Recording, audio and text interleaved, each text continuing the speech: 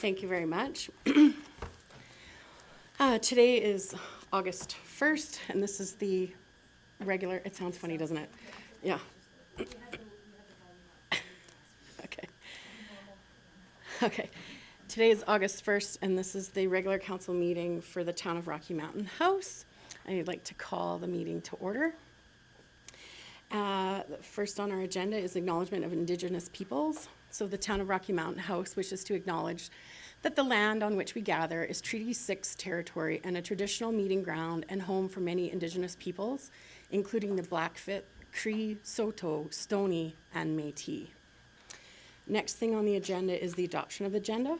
Do you have any items? I would like to remove an agenda item if I could, Your Worship. Certainly. 7.1, which is my notice of motion to construct or do whatever with a council executive. I'd really like to talk to Mr. Kraus prior to me going further on that idea. Okay. And since he's not here. Would you like it just tabled to yeah, a can I table future? till we'll the just- next council meeting, if that's possible? Tracy, do we have to set a future date, or can we just table it to a future date? Correct. But if you'd like it on the 15th. Sure, that works as long as we don't have a full agenda that week. Okay, well, we can put it through even after that. Okay. It's not earth-shattering, so. So we need to go into the first meeting in September if need be. Thank you very much. Do we have any other items to change on the agenda? So I would like to remove an item from the agenda, and it requires a vote of council. So the agenda item would be a closed session item of 15.3. Nope. Yes, 15.3. So I believe that it's our fiduciary duty to ensure we are focused on the purpose as elected officials and spend our time, energy, and taxpayers' money appropriately. I have proposed a number of times previously that all agenda items be provided in writing with appropriate documentation prior to the meeting so that we can all be prepared to discuss. The idea submitted by George Cuff that we have a committee to review the agenda items to avoid these wasteful discussions was voted against by council, as it would add extra time and meetings to our busy schedules, and it would be an unnecessary cost for taxpayers. We have been asked to self-regulate that items we suggest for council are worthy of our time and tax dollars, as we receive compensation for meetings over and above our regular salaries. Code of conduct issues are costing our municipality and others in Alberta time, energy, money, legal fees that could be better spent on issues pertaining to our roles and responsibilities as elected officials. So I would like to have a vote, a recorded vote, to remove that item from our agenda today. So all in favor of removing that agenda item? And those opposed? Thank you very much. So that motion is defeated. And so I will call the next, if there's no other items for the agenda, I will call the adoption of agenda as amended to remove 7.1 and table that to a future meeting. Councillor Chappelle? I will still make that motion to accept the agenda with the amendment of 7.1. Thank you very much. All in favor of that motion? And that's carried. Okay, perfect. So adoption of the previous minutes, 5.1. Does anybody have any errors or changes to the minutes for July 18th of 2023? Seeing none, I'm looking for a motion. Councillor Caprero. I will make the motion that we adopt the regular council meeting minutes of July 18th, 2023. Thank you very much. All in favor of that motion? And that's carried. Okay, so we don't have any delegations today, so moving forward to old business, we will move to 7.2, the RFD for the strategic plan.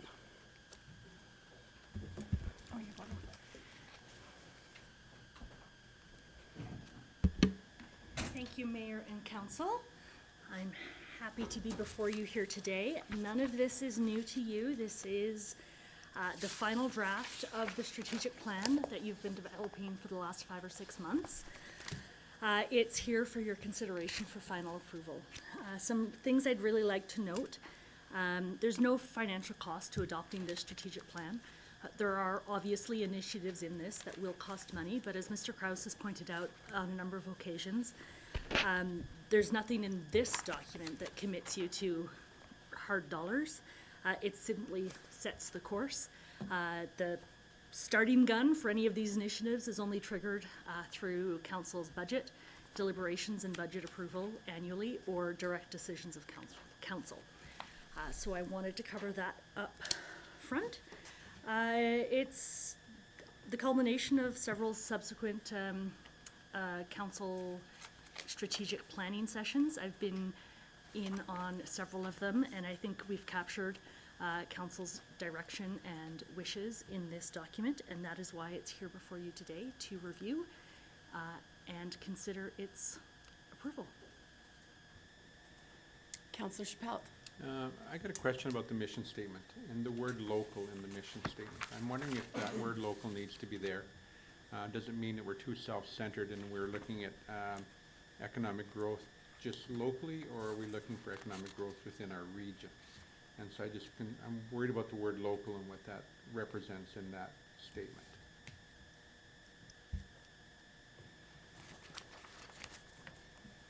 I think it's a discussion Yeah, of I think it's a council. council discussion. Yeah, Yeah. I just think it can be removed and still have the same meaning in the mission statement.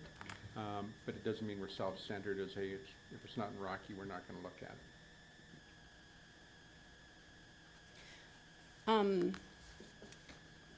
Well, I think we've had a number of opportunities to discuss this, and, like, I think throughout this, we are talking about our local economy. It's not that we're against, partnering with other areas, but we should be focused on developing inside our town limits and our local economy. Sort of as our, like, if you look throughout the document, then building our local economy, so would you like that to be changed throughout the document then? That's a lot of No, it things does to- make reference in the document relative to the county and, support areas outside of our community. I just think the mission statement is sort of the overall motherhood statement for any document, and does it possibly contribute to us not looking broadly at every opportunity available? So I just think that it could be removed out of there, and we'd still have a document that would be worthwhile, but Councillor Hutchinson? Yeah, I would agree with that. I don't see that it's limiting us in any way, that if we take that out of there, so I would be supportive of that. Councillor Phillips? Yeah, I would be supportive of that as well. Councillor Caprero? Oh, sorry. Councillor Phillips must have shut his light off. I thought it was you. No further discussion? So I think that sounds like the majority would just like that one word removed out of our mission statement. And you're happy with the rest of the document because it says on the next page, building our local economy. Yep. Okay. Is that possible? Yes, Mayor, you. so I would draw your attention to the second alternative, which is to adopt with the following amendments, which would just be to remove the word local from the mission statement. If there are more significant changes, well, there may be, we may set it over to another meeting, but if that is the only change that council is looking at. So I'll just go around the room. Is there any other changes to this document as we have before us? I don't see any. So I think with that being said, unless you have something else you would like to draw our attention to or present to us, I think we could go for a motion then. No, as I said off the top, none of this is new to you. You've seen it several times now, and I'm thrilled that I'm here to help council launch it. Okay, so Councillor Hutchinson, did you have a comment or are you ready for a motion? Well, both. I just wanted to thank staff for the time that they've put into it, because we have gone back and forth for quite some time. And having said that, I would like to make the motion that council adopt the 2023-2026 Rocky Mountain House Strategic Plan with the amendment of removing local out of the mission statement. Thank you very much for that motion. Do we have any further discussion on that item? Seeing none, I'll call that to vote. All in favor of that motion? And that's carried. Thank you very much. Thank you, Mayor. Thank you, Council. So moving forward in the agenda today, we have new business, an RFD RMH for the Creekside Phase 9 subdivision extension. And I believe we have Renee here to go over that with us. Good afternoon, your worship and council. Hope everybody's doing fine and enjoying the beautiful day. Just bringing back, the purpose of this report is to present a request for an extension of time for the conditional subdivision approval given under subdivision file RMH 19202. Under the Municipal Government Act, we have provided kind of documentation about the process for subdivision extensions. And I just want to bring your attention to section 6, or section 657, 6, where it just identifies that council may extend a subdivision application, whether or not the time period under those subsections have expired. There were previous extensions on this subdivision file. There was July 21st, 2020, under Resolution 2020-429, July 20th, 2021, as well under Resolution 2021-346, and then again in August 2nd of 2022 under Resolution 2022-279. The subdivision was approved in 2019. A proper subdivision approval process was completed. And there would be no significant financial cost to another subdivision request. The registered owner is Creekside Development Limited. They're proposing the subject parcel. There is a map that you can refer to, and it's included in the attachments. And it shows the subdivision of the parcel, which includes, there are 35 proposed residential lots, including roads, lanes, and sidewalks. There's a 2.41 hectare or 5.96 area for the roads, lanes, and sidewalks. There's also a couple of municipal reserves, one kind of on the north side of would be the west side of the road, north and south, a couple of MR parcels, and then the remainder of the parcels are included both on the east and west side of the road. There are 2 municipal reserve parcels. The lot sizes for those municipal reserve parcels are, one is 0.06 acre, and the other one is, sorry, I'm just trying to find it here. 0.082.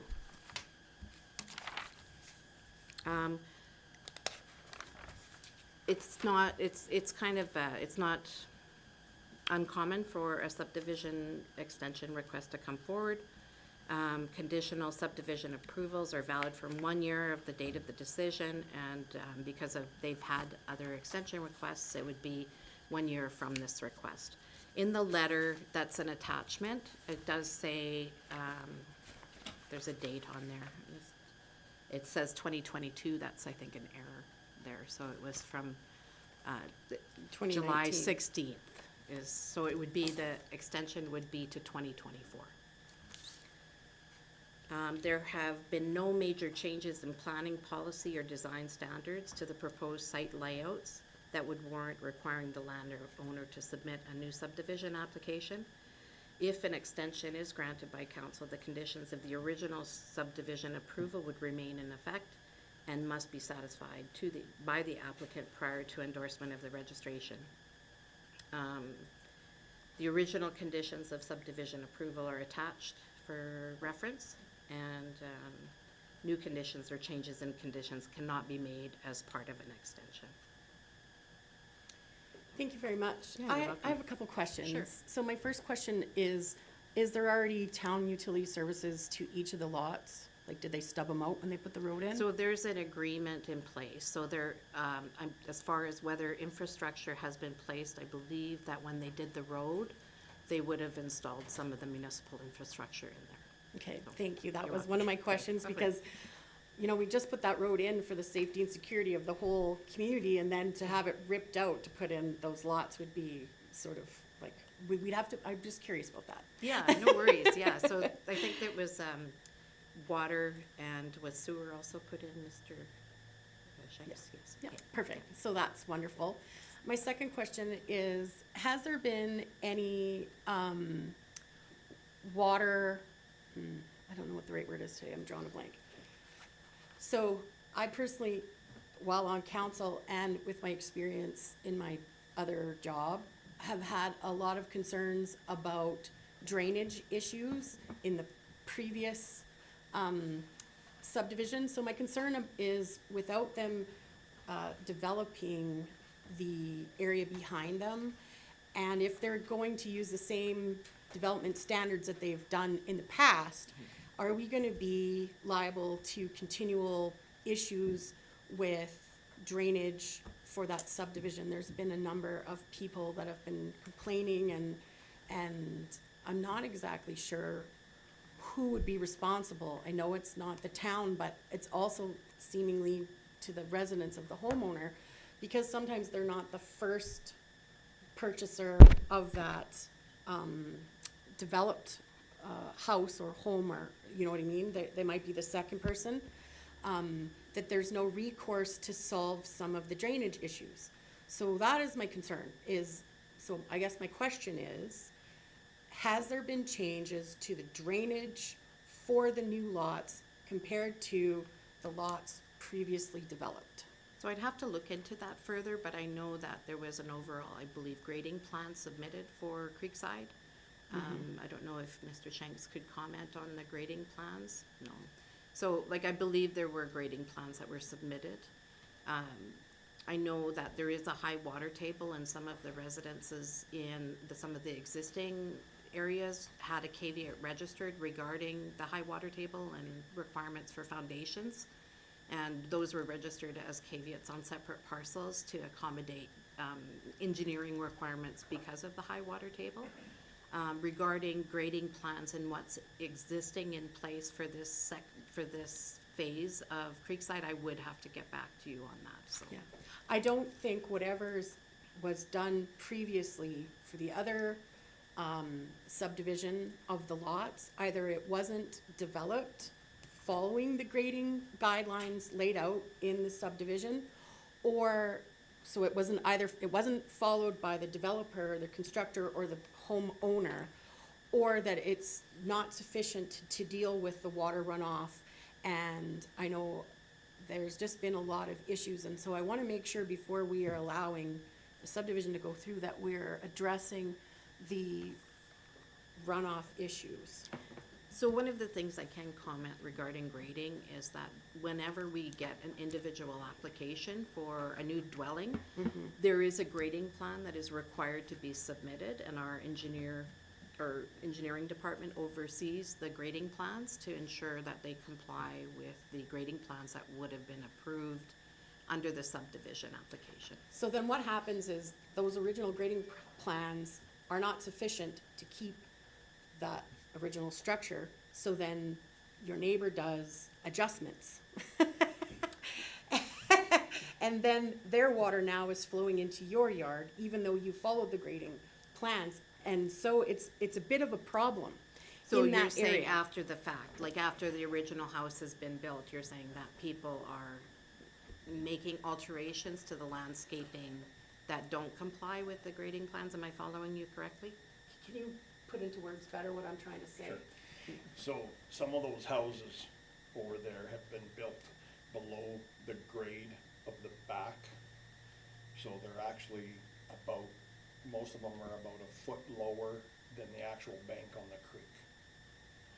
So your original grading plans that would have been submitted to your office would have shown things out of the ground quite a bit further to be able to handle that. But now when there's a rain or there's snow melt, that water is running into these homes. And then what Debbie was alluding to, the company that's building the homes, part of it is they say they have the backyard ready for sod, but gravel's not really good for growing sod, so you guess you can get grass concrete, but it's not the best. So people are bringing in black dirt, re-changing those grades, but not knowing they're changing their grade, so the water is now running to the lowest point, which happens to be the yards that are already a foot below the grade. And their And neighbors. so now all that water from other properties is running in, plus from the back running in, and it's flooding their homes. Yeah, like, I would have to kind of look into that a little further, and like, if you have specific parcels that you can refer to, that would help as well. Because I get called to all of them, they're Yeah. looking at a class action suit against the builder. Yeah, So just to protect us from future, and I know we're not liable for anything, but I don't want to see a citizen that lives in the town of Rocky Mountain House have issues with a newly built house that they put their entire life savings and their future earnings into, and then they can't fix flooding issues and have to spend hundreds of thousands of dollars dealing with. And some neighbors already have done that, but it just perpetuates a worse problem to those people who A, can't afford it or who are in trouble. so grading changes that are done after the fact, after an approved grading plan has been submitted, Yeah. they are required, they should be contacting the municipality and submitting like an updated grading plan for what they're proposing. Yeah. And when they're not doing that, then like we work with our engineering department regarding complaints that come in for changes to grading because of that, for that very reason, right? To ensure that like any changes to an approved grading plan is not having an impact on adjacent neighbors. And so, you know, I guess my thought would be that if a landowner is making a change to an existing approved grading plan, and they haven't contacted the municipality, you know, it should be, the complaint should be coming to our department so we can work with engineering and operations to address that. My suggestion is, because one of the houses is, What I would suggest, okay, if it's a so, specific so my parcel, suggestion is is that, you that know, the grading plan that they provided is not adequate for, as based on experience from the last subdivision. So I would like to see an updated, better grading project, and also that the builder does the final grade, not the homeowner, because they're not following, they're opening it up to more issues because they're not following the grading plan.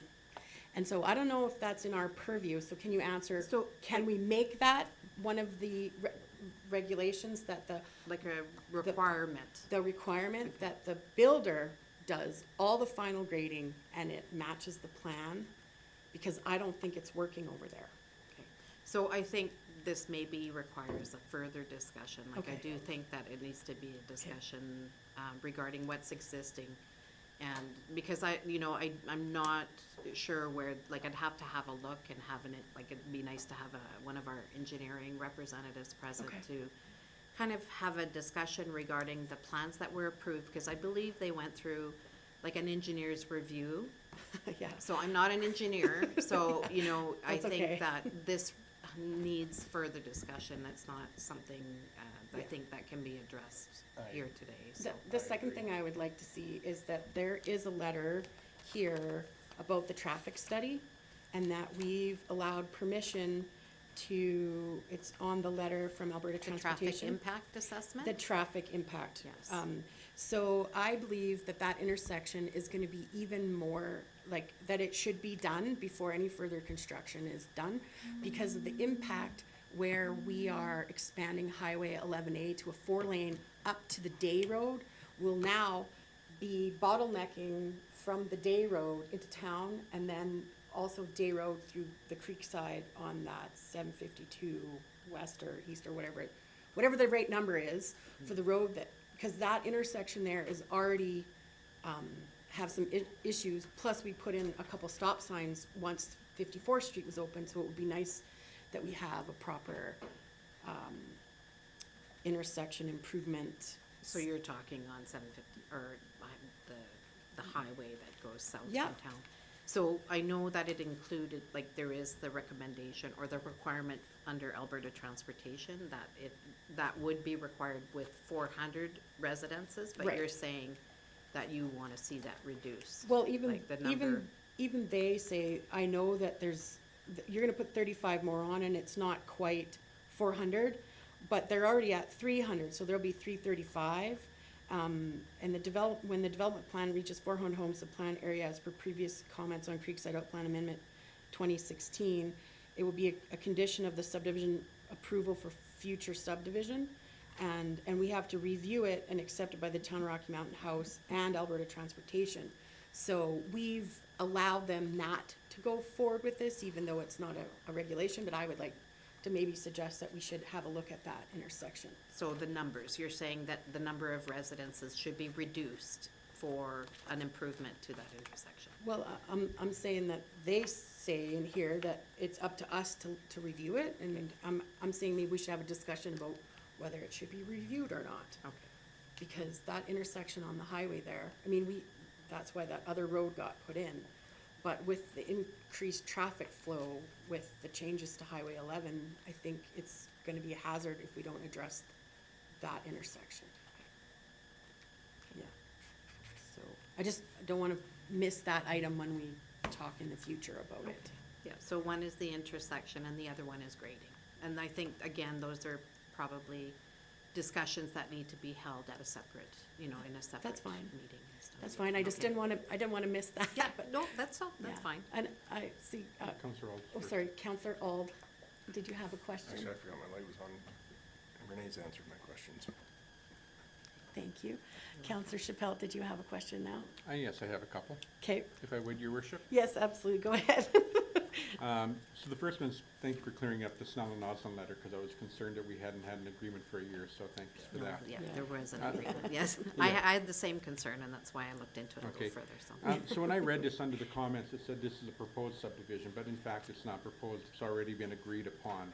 Is that correct? The word proposed is something that we would still have open discussion for? Well, the subdivision hasn't been done yet, right? And that's why the extension request has come forward, is to be able to do the subdivision. The subdivision application was approved and extended those several times, but the subdivision's not in place yet. Like a registered plan has not gone in for that subdivision. So can it be changed at this point or not changed at this point if we agree to accept the additional extension?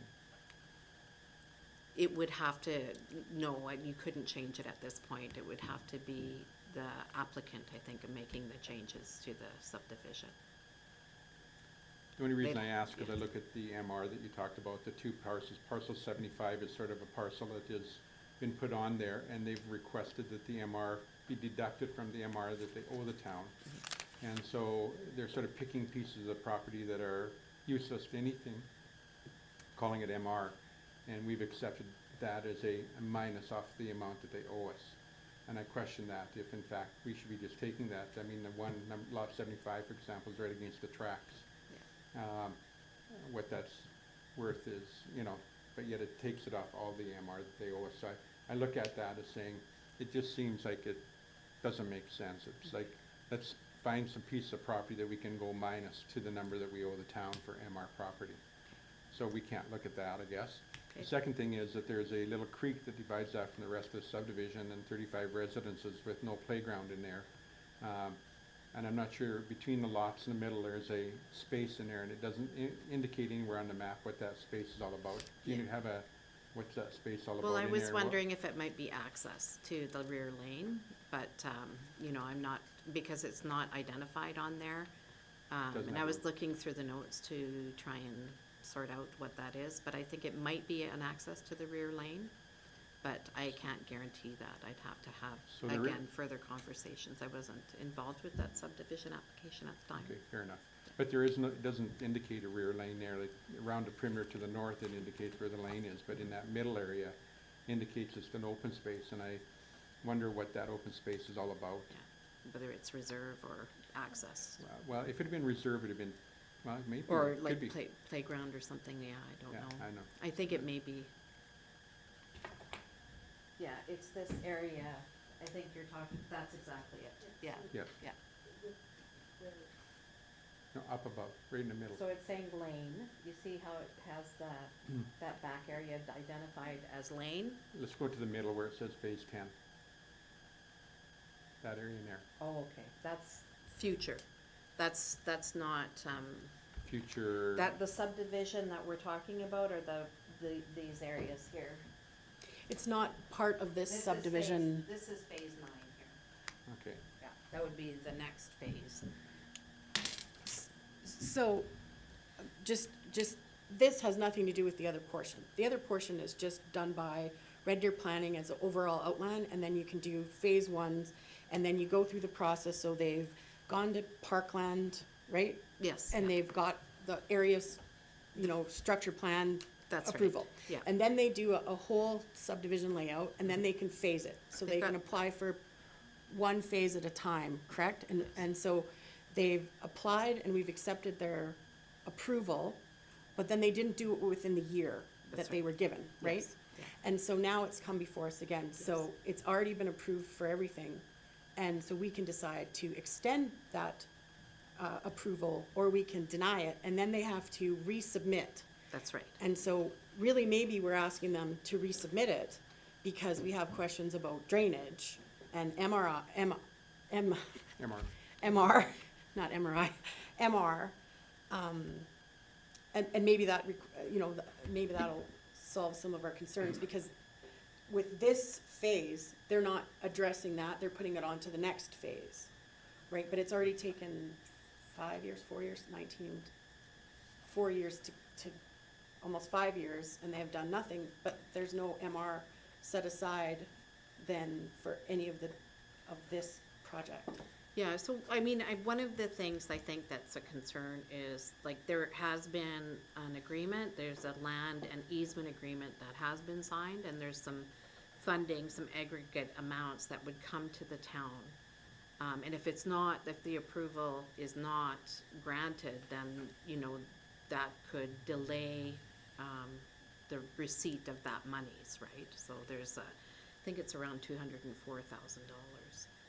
But, you know, again, like, rather than. That's just like a building permit though, right? No, it's an easement agreement, and there's money in there for, like, it's called aggregate amounts.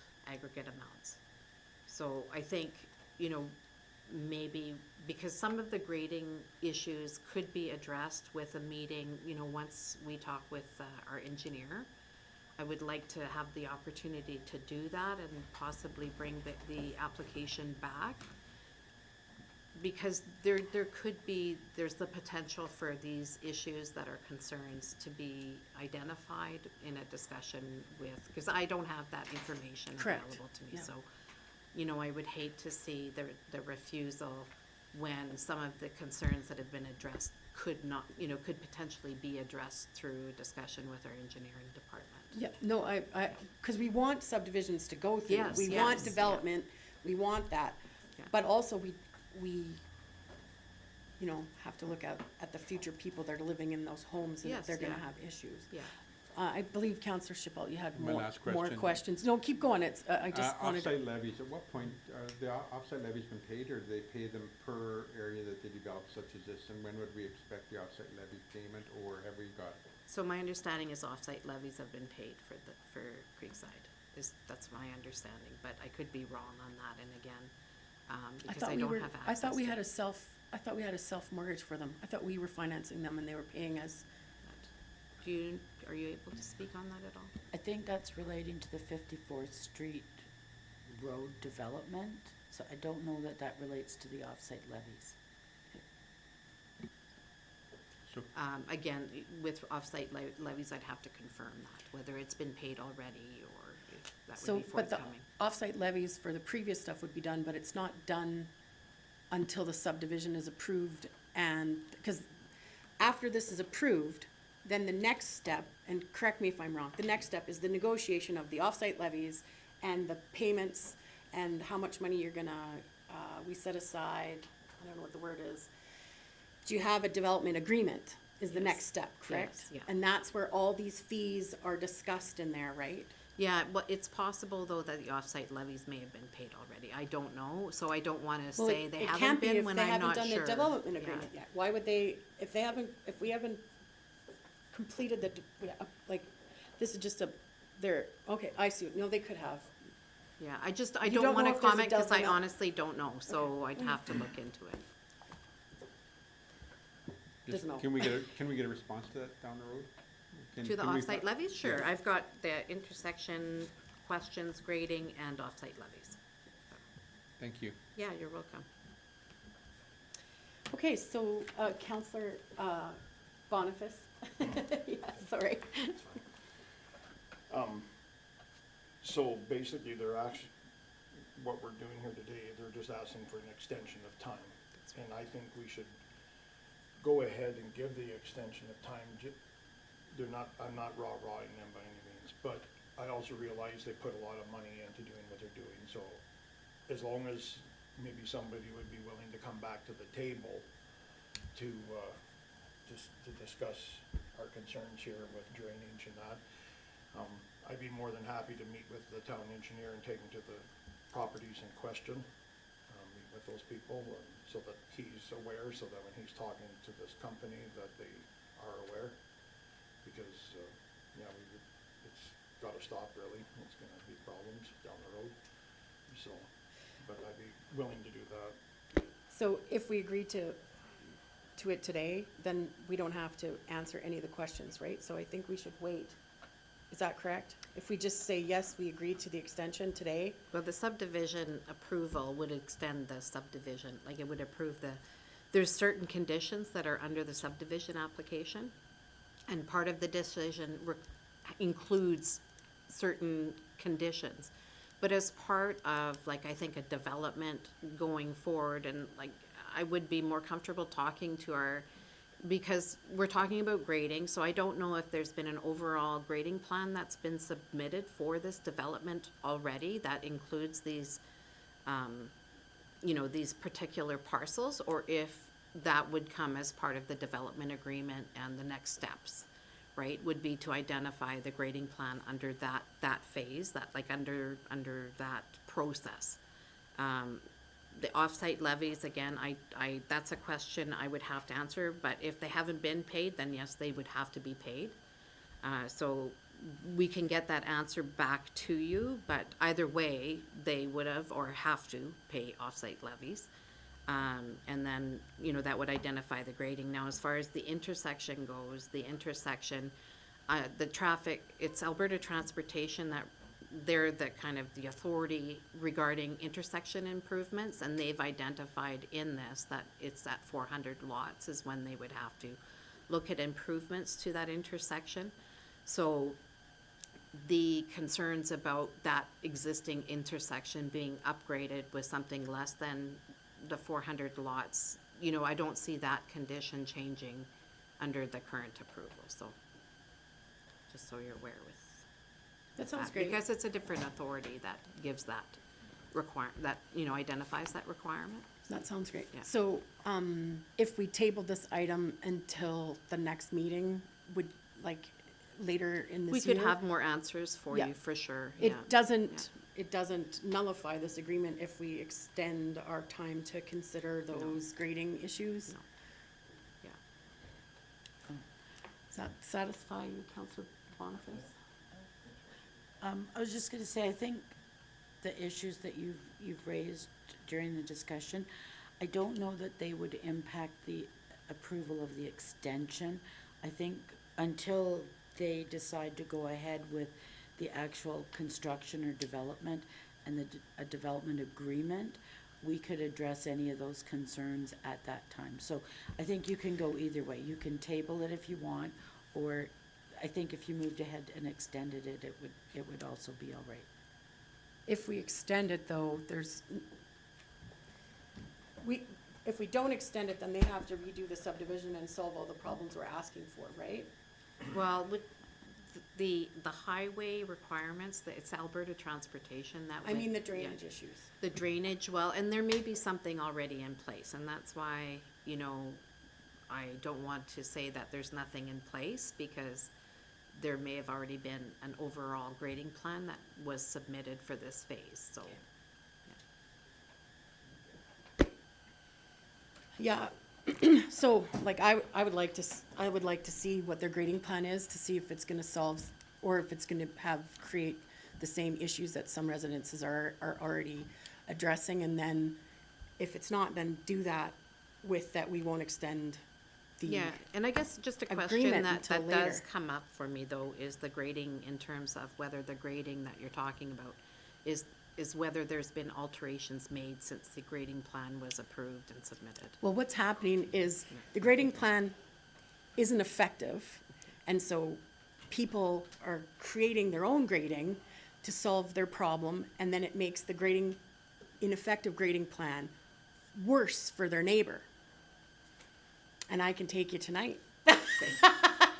I think Shane probably has a different list than I do, but I can take you tonight to show one Yeah, and I mean, if specific there's, example. so specific parcels, it would be good if that information was brought to our attention outside of council, just because of FOIP. Yeah, It would so be good if that That's why information was brought to our I'm attention. biting my yeah. tongue to tell you where I've already been.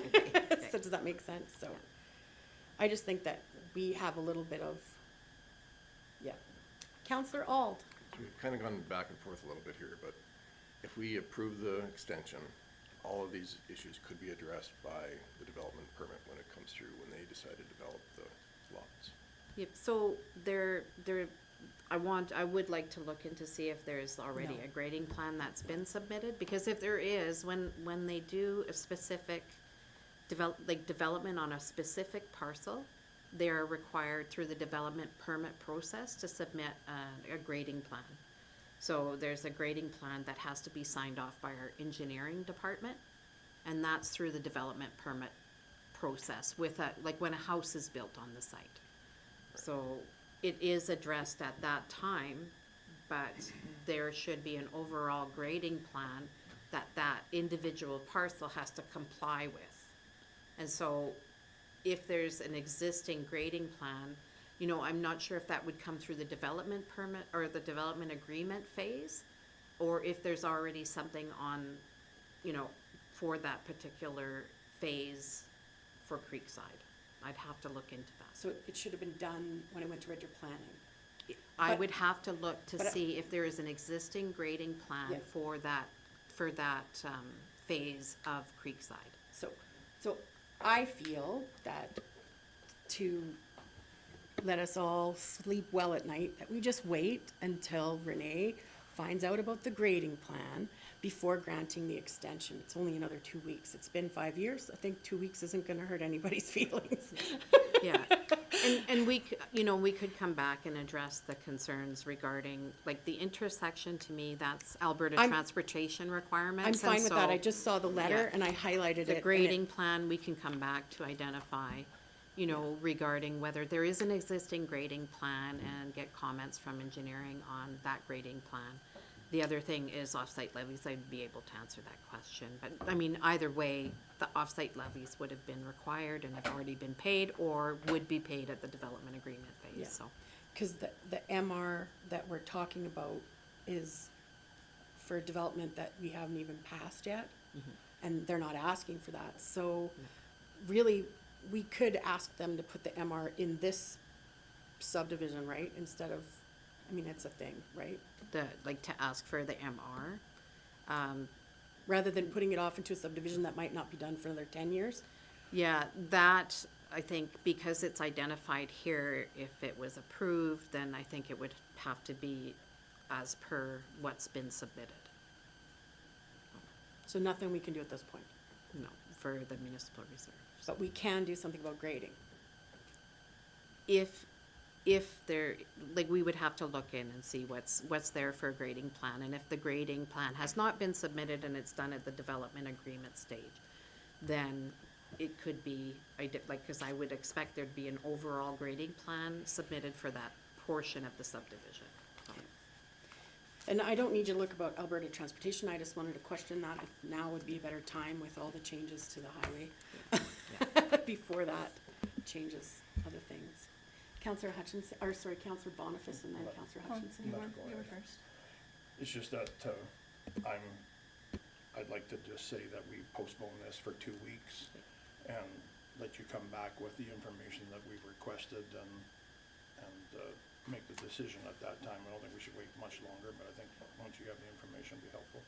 So would you like to make that into a motion, Councillor Boniface? Sure, I'd like to make the motion that we postpone the. Table. Or table, pardon me, table the RMH 19202 subdivision extension for 2 weeks till the next meeting, so that. Does that give you enough time? That should give me enough time to get the answers for you. And I just want to clarify and confirm that the information you're looking for is regarding, in particular, off-site levies and grading. Yes. And I'd That's like it. to maybe have a conversation regarding the existing municipal reserve parcels on there. Whether there's a way to build something into the existing plan. That I'm not sure. I'd have to look into that. And then the intersection, are you satisfied with the information I provided on the intersection? I am Okay, satisfied. So we don't need to bring It was that just a back. question. Yeah, no, I'm that's all satisfied good. with Yeah. that, if we feel Okay. comfortable with that, if Okay. that was just, because as soon as it says the Town Rocky Mountain House, then I feel responsible that I have to question that, so. Yes, yeah. I feel comfortable with that. Okay, thank you. Thank you so much. Yeah, you're welcome. Counselor Hutchinson, did you still have a question or comment before we pull this to a vote? Yeah, I was actually gonna make a resolution to just go ahead and grant the extension. I appreciate what has been said and discussed, but, I feel this has been in the works for a while now, and I really don't see what difference it would make, getting that information. I trust what the engineers have put in there. I trust what admin has brought forward, so, it's not that I'm opposed to extending it, but I really see that there was no reason to. Just wanted to voice my thoughts. Thank you very much. So we will call a vote to the motion that's currently on the table, to table this discussion for the extension until the next council meeting. All in favor of that motion? And all those opposed? And so that's carried, and thank you so much for You're answering very all our welcome. questions. I really appreciate it. No problem.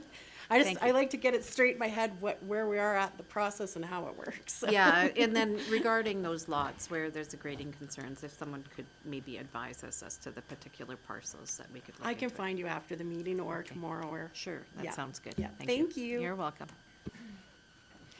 Okay, so we're moving forward in the agenda. That is the conclusion of 8.1, and we're going on to 8.2 with the RFD for June 2023 Quarterly Financial Update and Analysis. And we have Graham Simcoe presenting for us today. Thank you, Graham.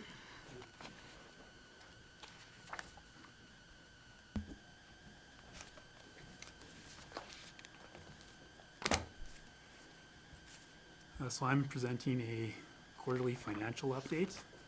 The idea is to give council an idea of the financial operation to date compared to budget. And I will start with the operating statement and the operating budget.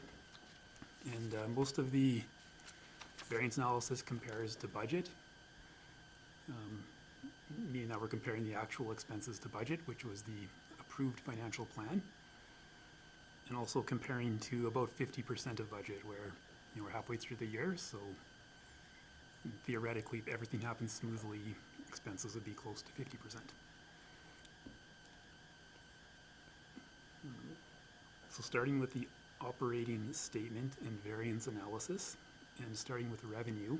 So to June 30th, I'm working out to about $11.5 million of revenue, which is 55% of budget. But also keeping in mind that there's some proceeds from land sales in there as well, which kind of elevates that number and percentage a little bit. So I hit some variances and highlights from the categories in revenue.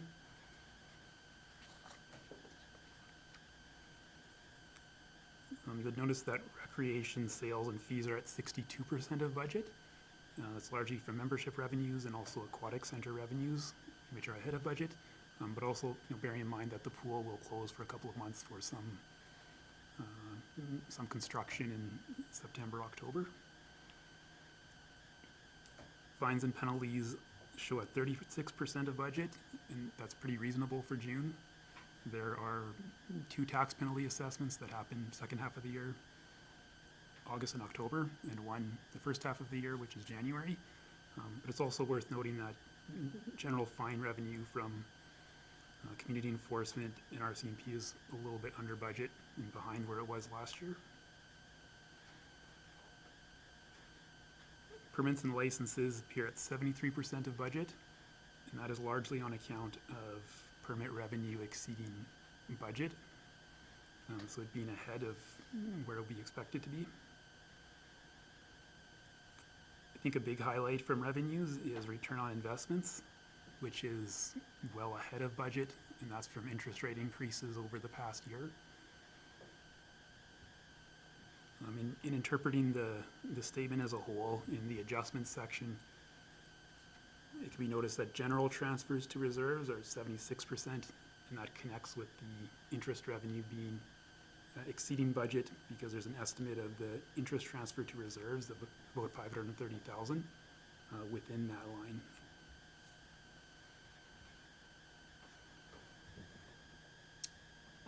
I'll just pause you for a second while Councillor Chappelle has a question. So under expenditures, when you talk about the utilities, one thing you make reference to is garbage being at 52%.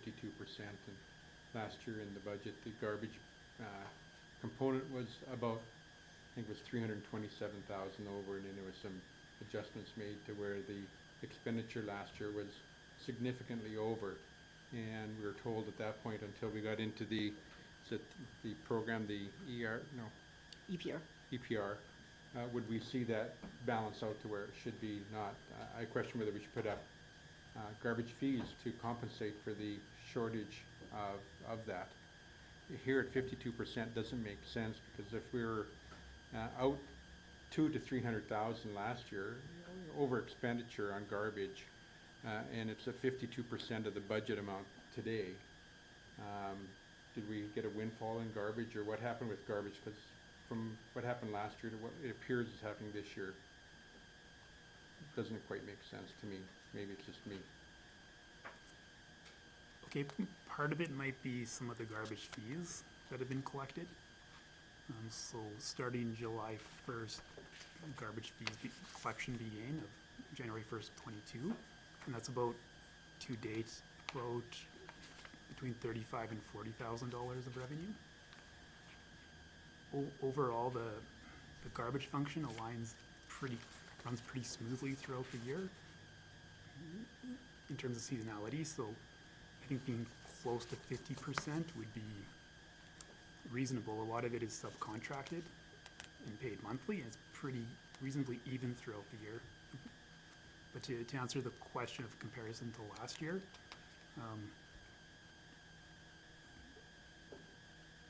I'd probably have to do some more analysis to compare it to last year. Okay, so when we had a review of the budget here of 2022, a couple council meetings back, and it indicated there was a significant shortfall in our garbage costs. And that number was like at 327,000, which tells me that we should be again this year in a shortfall, and was told that we'd be in a shortfall until we started with this new program. So I can't get this number at 52% does not align with what I know to date, and so I'm not sure. What am I seeing incorrectly? What page are you on, Councillor Chappelle? Well, I'm on page 3 of 5 on the report where it goes down to utilities. But I'm going off of mine, the question about the 327,000. Maybe Ms. Quinlan can come up with. I'm trying to find your Under- 53%. Under the adjustments column, there's utility transfer to reserve. And as you can see, solid waste is deficit of 96,000 so far this year. And that would include an accrual on the closed cell maintenance agreement expense we talked So about. where are you at there for that number? Where'd you get that at? That's under adjustments. Then there's utility Page 4. Sorry, it'd be, I guess, page 2 of the variance analysis. On the expenditures page, there is an adjustments category. In that adjustments, there's utility transfer to reserves. And within there, there's a solid waste negative number identified as 96,000. Yeah, but that's our payment from the cells. That's not supposed to be our budget number. Some of it is, yeah. About 65,000, I think, is accrued as that expense, expense you're referring to. So rather than trying to figure it out here, I just leave it and maybe we can get a response back, understanding how much we were out last year in solid waste as to why we're only at 50%, which the 50% makes sense, because if it's a budget amount, that's where it should be. But it doesn't make sense if compared to last year. But I think, didn't we budget, and maybe this is a Betty question, but didn't we budget some money from reserves into utilities so that we were matched up? I'll just answer the budget question and then we will come back with some more information for you. But the difference between last year and this year, if you look in your budget document, we had budgeted a larger transfer from reserves to cover the solid waste potential deficit that we were looking at in 2022. The transfer, so in 2022, we were looking at, we budgeted 222,000. In 2023, we budgeted 71,000. Part of that is because we're now charging at the Eco Center, so there was increased revenues and, you know, reforecasting everything. So part of the operation has become more sustainable. Also, we have the charge that we're paying to the county for the maintenance on the closed cell. That was not budgeted in the 2023 budget. And we've got further discussions as to where that should be sourced from. Last year, we looked at really funding it out of the proceeds from the regional landfill. So right now, we're expensing it, but we're gonna probably come back and recommend to you that with some changes. So we can give you some more details later on the utilities, but just the budgets are a little bit different from 22 to 23. Does that make sense? And we're hoping that Well, once I just thought it would see a bigger number than 52%, which is basically online where a budget should be halfway through the year, but well, but it's not it's what I expected. basically running according to what we budgeted, so that is good. And yeah, once the EPR kicks in, we might see some additional funding from them once they get that up and running. And because the good thing is we were running a curbside recycling program, because that's one of the key factors to qualifying for EPR funding. So we should see some money. So I think in the utility transfers to reserves, where it references the solid waste deficit of 96,000, and 65,000 of that is the accrued closed cell maintenance agreement estimated costs. So if you back that out, it's gonna be close to 30,000, which is deficit, which is arriving around where the budget is for the year, what the budget estimated for the year, which was it 76,000 deficit? You just mentioned 71? Is that So we're right addressing on the track. concern, or are you looking for some more analysis?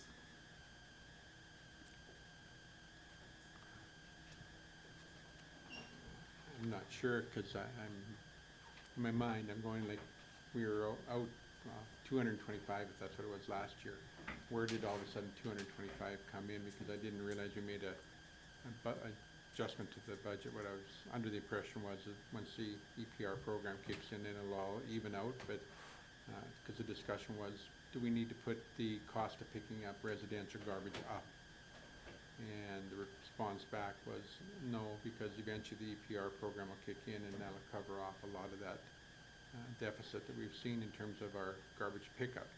So I anticipated this statement here, when it shows the variance, is going to show a negative number, or a, not 52%, that's for sure. I expected it to be more like 100% of our budget's already spent to date if, in fact, we were out last year. I can't get my head wrapped around it. I just, anyway, do I need more information? Yes. If that's your question, yes. So, just to summarize, basically, the budget that we developed for 2023, I would say, looking at the numbers, that we're on track, because we had projected that we would be, have a deficit of about 71,000, and if it's sitting at 30-something, we're pretty much sitting right at 50%. So we have projected and budgeted, I think, accurately for the activities in solid waste. We do have to deal with this closed cell maintenance because it's not budgeted and it has been accrued or adjusted for into the statements. So there's an expense that there's not a corresponding revenue for. So we need to deal with that. And that was an, I'm sorry, that was an unanticipated expense when we reviewed it last year at budget, correct? Right, it comes from the maintenance agreements and I mean, apologies, we should have, I didn't realize we needed to pick that up, but we will fund it probably from the reserves, from the funds that we got from the closure of the regional landfill. So we can absolutely come back with more information, but I think it's on track, is I think the bottom line.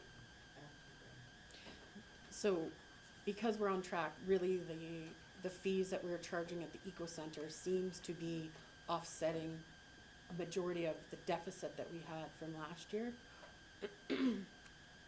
Would that be a fair statement? For sure, some of it, to date, I believe I think it's 38,000, but I'll say 35 to 40,000 of revenue generated from those fees. So the budget was around 70 to 80,000, I think. So compare that to the deficit, right? So we did a good job. So yes, it is offsetting some of the deficit. Counselor Phillips, did you have a question? Just about the closed cell, we're talking about the leachate removal, is that what we're talking about in that closed cell? No. Yeah. Yes. So typically, historically with leachate, in the first, 5 years of closed cell, that's typically higher. Once that cell becomes older, the moisture out of the garbage typically is taken care of. The only thing that'll change it is heavy rainfall events. So typically a leachate amount will decrease over a 20-year span. It'll start higher in the first 5 years and then decrease accordingly down after 20 years. So just for information. So you're giving us that information to say that the budget will straighten out eventually because it'll be a smaller cost? No, just when we're, I'm just trying to see why you're making that comment. because we're talking about what we need to do with that unbudgeted amount for the leachate and whether that'll come out of our reserves that we had from the asset disposal. So that's just information for council that if that's the route we go down, that traditionally that amount should decrease over the years and not stay the same. So your point is that eventually it will be less hard on the budget? Yes. Okay, thank you. Okay, I think Graham, please continue forward unless somebody else has a question now that we're stopped. Thank you. Sure.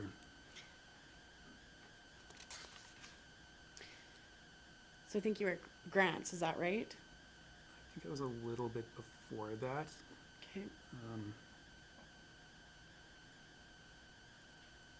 I'll comment on general rentals and leases. It's at 54% of budget, but that does include some incidental unbudgeted rental revenue that was received.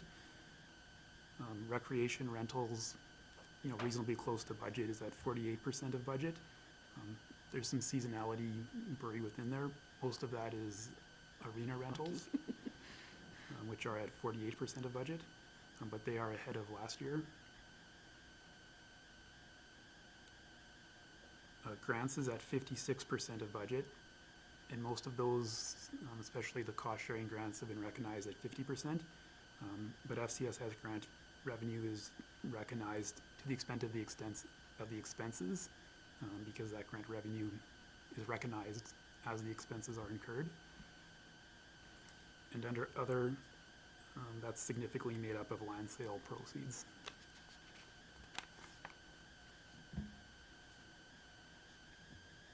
I believe Councillor Chabot has another question. This question's to do with franchise fees, and more consistently with kilowatt hours. The cost of kilowatt hours going up, and so our contract, our franchise fee, is it based on dollars on a individual utility bill, or is it on kilowatt hours? And where I'm going is that a kilowatt hour, you could buy at 6 cents per kilowatt hour now, where they're saying could be up to 30 cents per kilowatt hour. And we get a percentage towards do we get it on the kilowatt hours used or on the dollars costing? So I guess my question is, do franchise fees go up because we're getting more because the franchise fee is based on dollars versus usage? Or do you know which that is? Because if we are going up to 30 cents and say from 12 cents, we're going to see a substantial increase in franchise fees. So I believe it's based on usage, right, kilowatt hours, and there was also an increase in the rate this year. So we increased the rate to whatever it is now from whatever it was. So because I don't have the exact number off the top of my head, say that we had it at 10%, just for easy math. Before it was 8, now it's at 10 or whatever it is. His question is it based on the bill, the original bill from the gas company or the electrical company?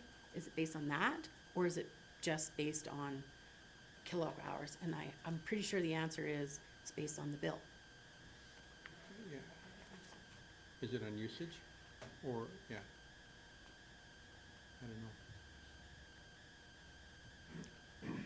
So Because how, often when I looked at my bill, it looked like there was a percentage of the dollars. But I wasn't 100% sure because my bill was one that it would work either way and the number would be pretty close. so the bill is directly related to the usage, right? Because we're not charging $1 per kilowatt hour, we're charging 30%, right, of the bill, I can take which a is look based at it. on usage. I can take a look at that and then respond. Do you know the answer, Betty? So one of my questions is, if in fact it is based on the dollar amount of a bill, and we're getting a percentage of that, would it be time to review what we charge as a franchise fee to the consumers of our community? Or could there be an actual reduction to the consumers in our community if it was based on the dollar value? Well, I can answer that. We signed a contract. Oh, here we go. I'm looking for kilowatt hours, 'cause So it just says a percentage.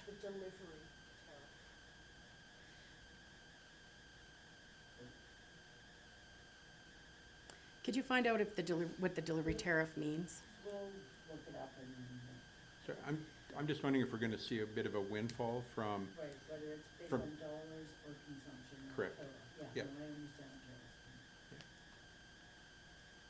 Carol's and I guess the second part, if it's on dollars, then possibly we can reduce the percentage that we charge to, if we have a certain amount budgeted, to keep within that range of what we have budgeted rather than doing a windfall.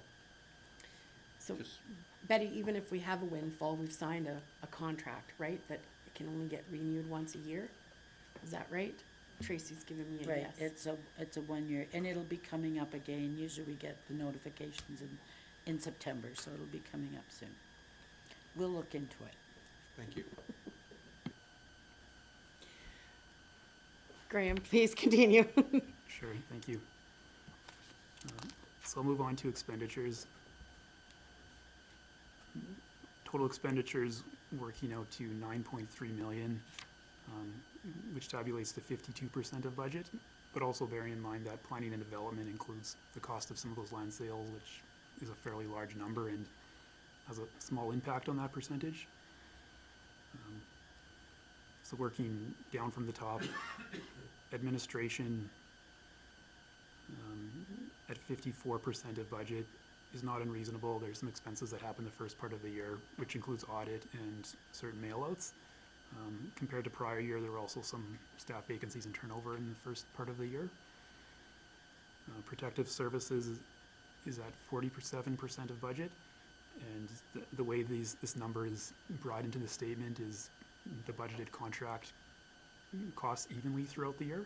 And then in addition, community enforcement is included. And there's some vacancy in community enforcement, which causes it to be at 47% of budget.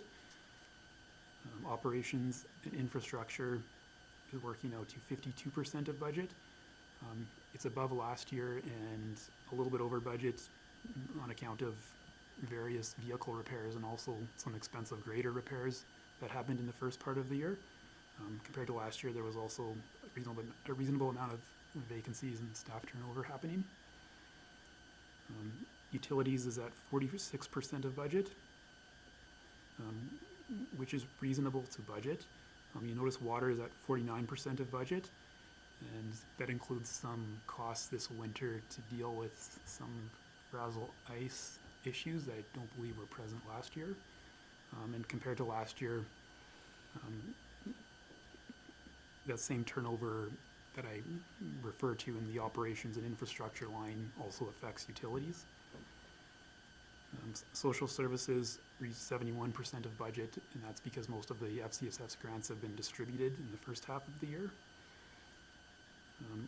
The planning and development line includes the cost of land sales, but after normalizing that out, it's reasonable to budget. Recreation is at 48% of budget, which is reasonable. The aquatic center is 52% of budget, but it does include some pool repairs. And there's also some seasonality within that line as a lot of programming happens during the summer. Parks reads 34% of budget, which is pretty normal. For this time of year, a lot of the park's expenses are incurred over the summer. And culture is at 47% of budget, which is reasonable to budget. As for the adjustments, I think I've commented on most of them already. The debt repayment in the statements recognized at 50%. It's a fairly predictable line come year end. And so at the end, are arriving at a net operating budget surplus of $112,000 for the end of June.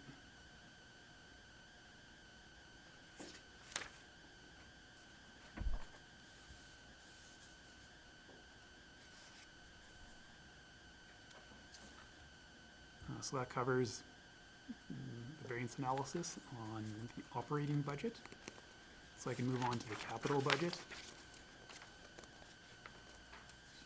So I've provided a capital project listing, which includes the current year budget and a carry forward budget, and also a bit of a statement that explains those expenses from a little bit of a different way and in a summarized fashion, and also the revenues that are covering those. So during 2023, there's about 1.58 million of capital expenses expended to date.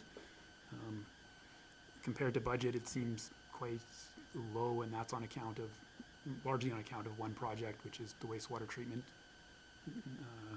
facility project, which is a huge part of that budget, with a budget of over 30 million. And I believe there's about 2.1 million spent to date on that, most of that being engineering and prelim design type of work. Some other capital expenses that have occurred this year are purchase of a vac truck for operations, a mowing tractor for the airport, new CPO vehicle, various work to a couple of recreation facilities, and several other smaller projects that are all summarized in the capital project listing. There's also been a couple of asset disposals to date. Various aged and not utilized equipment was disposed of for $60,000, and also the 42nd Street building sale closed for net proceeds of $668,000.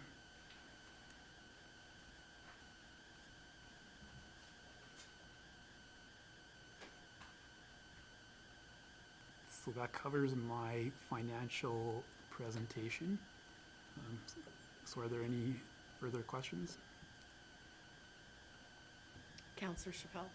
I just have one about the aerial truck. Is there any value in the old truck that we have here? Or what happens to the old? I think Len and I could comment on that because we were on ICC at the time of those discussions. But that is all looked after through the fire department and in the costs of the fire agreement, and correct me if I'm wrong, we exchanged that, did we not? We exchanged the old truck for the new truck as part of a pricing on the equipment. So it was all done through ICC because the county is the fire department's, but and I don't know where we're at, because, have we heard when that truck's arriving? 'Cause it hasn't come yet, right? Did that answer it effectively? It was a big discussion on ICC about the new truck, the old truck. It was pretty impactful. Does anybody else have any other questions for Mr. Simcoe, Graham? Seeing none, would anybody like to make a motion? Okay, I'll make the motion then that council accept the June 30th of 2023 operating variance capital and capital project listing report for information. If there's no further questions on that motion, seeing none, I'll call that to a vote. All in favor of that motion? And that's carried. Thank you very much for your report and presentation. Okay. I think perhaps now would be a good time to take a 10-minute break as we're in between agenda items at that conclusion. So we'll break for 10 minutes, please.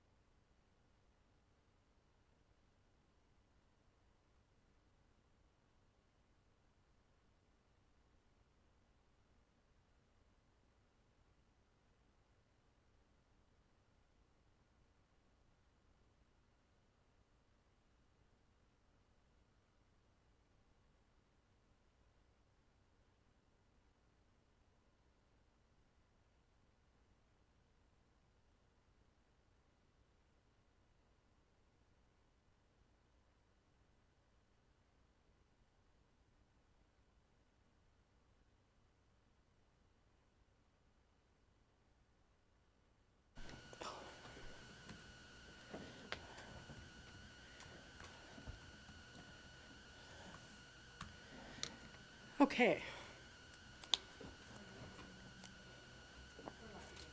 Thank you very much. So continuing on in our agenda today, we're at 9.1, correspondence for action, a small community grant request for the Terry Fox Run. Did you want me to start with the letter? Okay, yeah, no problem. So the letter is asking for a grant for the Terry Fox Run. Now, so this is usually run every year in our community, and it's scheduled for September 17th of 2023. And they are asking for money for signage. And so I wish we had an opportunity to talk to them, but I will just ask Ms. Breeze, does this fit in, this fits into our Your Honor, it actually does. Mhm. So Administration would actually recommend approving the small grant because it does meet the intent of the criteria of the small grant. But there would be a further recommendation, since we are over the budget for the small grants, that council makes a second motion, if you do approve this grant, to transfer $700 from the large grant fund to the small grant fund. And how many more grant requests would that cover us for? That would cover this one and part of the last one that went over a little bit. Okay. And do you feel that there will be more small grant requests coming forward?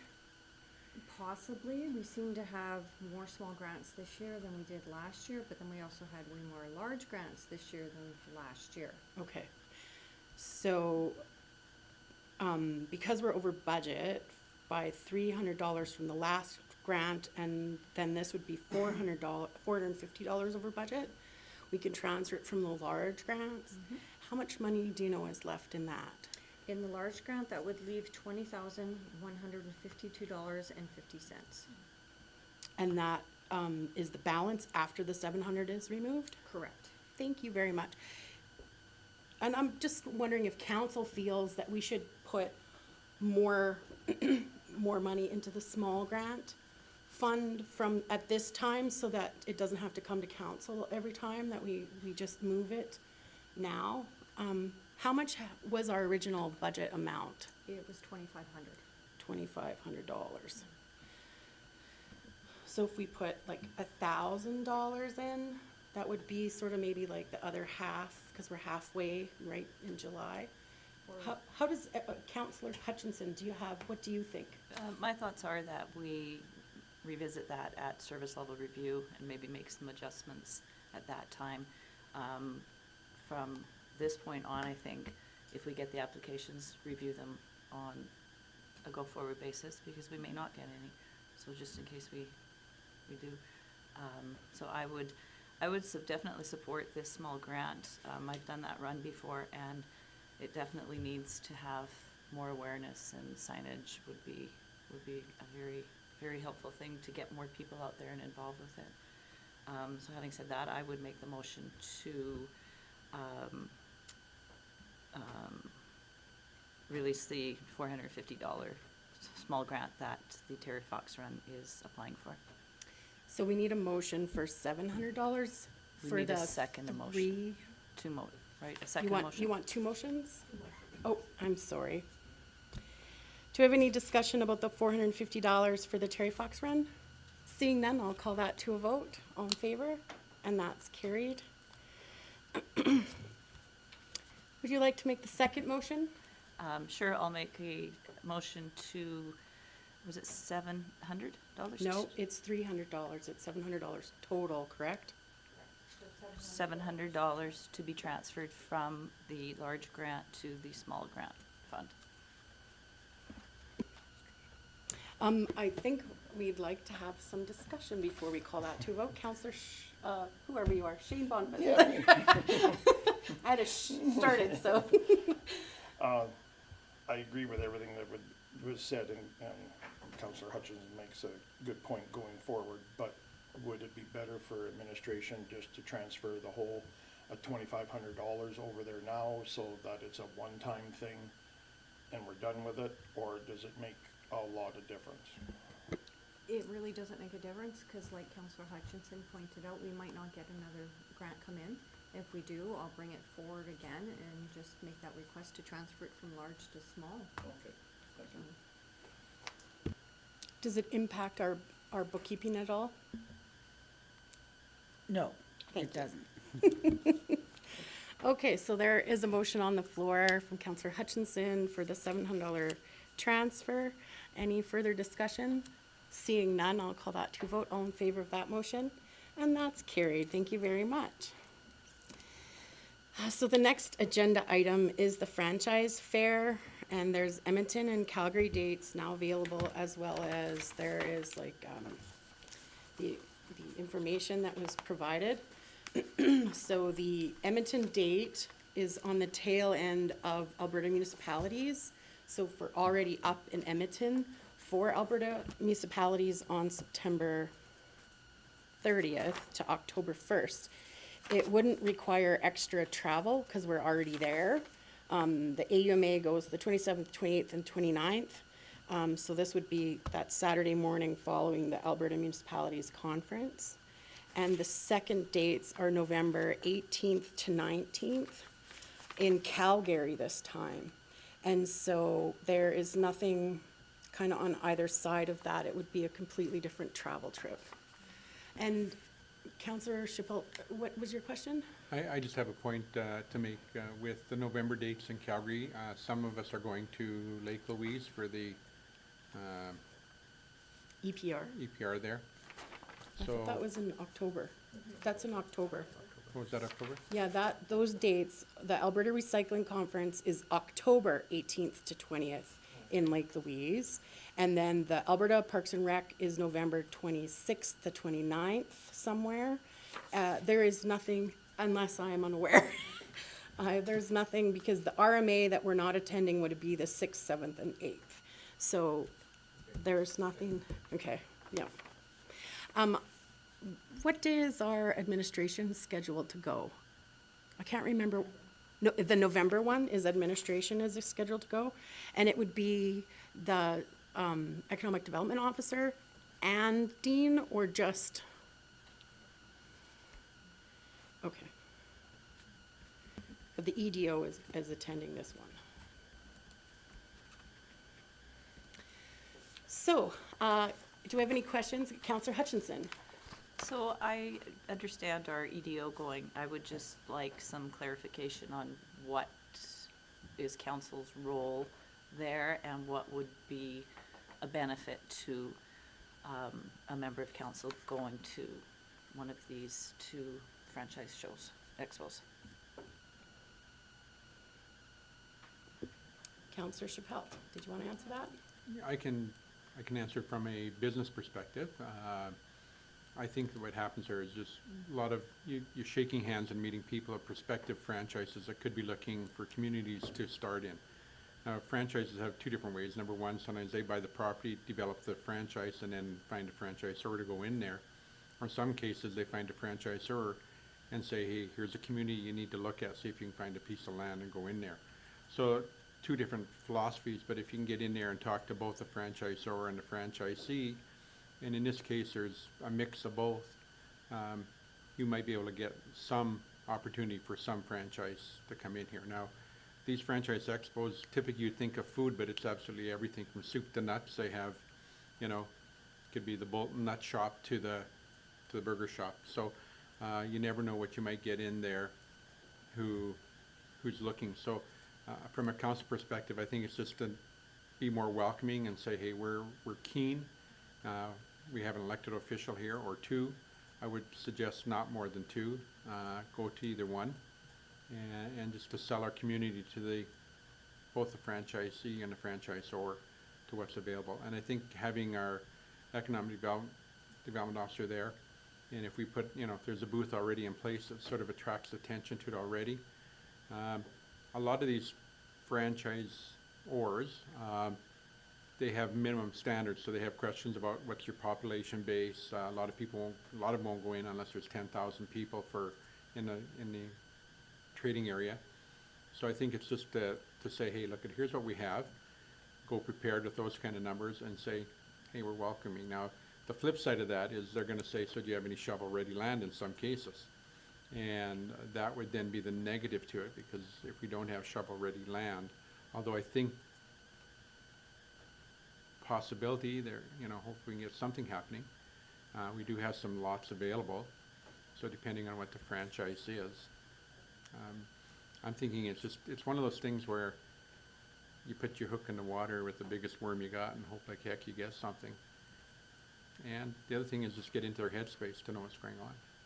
So, I mean, you know, I look at, say, Wendy's, for example, aren't in our town, you know, and if they're there, they could be somebody that you could have a discussion with and find out what their philosophy is and what their parameters are, and can we talk them into maybe coming here, or, and I just throw that one out there. I mean, there's many out there, but the big thing is 90% of business out there in today's world are franchises. So you're talking to 90% of the business community out there when you go to a show like this. Did that answer enough of your questions? It did, and thank you, I appreciate that. I just question from sitting on this side, is that part of our description, is that in our lane? I mean, I know we're to be good ambassadors of, you know, promote the town every chance we get, but again, is it something that it is our lane to be going in?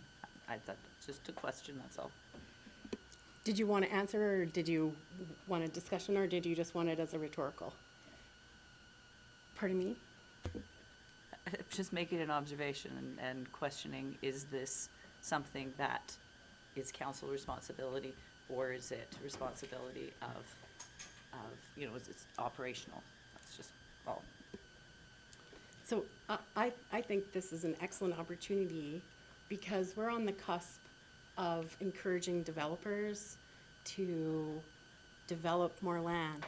And the developers that I've reached out to, presenting the, you know, the information that we've done on council, our hard work we've done on council to encourage development in our community, one of the things they say is, you know, they would do it if they had a tenant. They would do it if they had, you know, and we want the Walmarts and we want the franchises, because that will support our whole economic society. So I think reaching out to developers and putting a hand forward to say, I'm from council and I would really like you to come to our community, is a good first step in encouraging development. That would also fit with our strategic plan in making us a welcoming and encouraging community. It's a networking thing.